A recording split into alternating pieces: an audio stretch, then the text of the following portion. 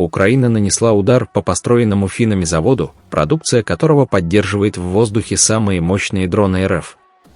5 апреля 2025 года украинский беспилотник атаковал завод «Оптиковолоконные системы» в Саранске, который является единственным производителем оптоволокна в России. Завод играет ключевую роль в производстве ударных дронов для российской армии, поскольку оптоволоконный кабель используется для управления беспилотниками, обходя украинские средства радиоэлектронной борьбы. На заводе произошел мощный взрыв и пожар, что временно остановило производство. По словам аналитиков, повреждения незначительны, но для восстановления потребуется очистка помещений и повторная калибровка оборудования.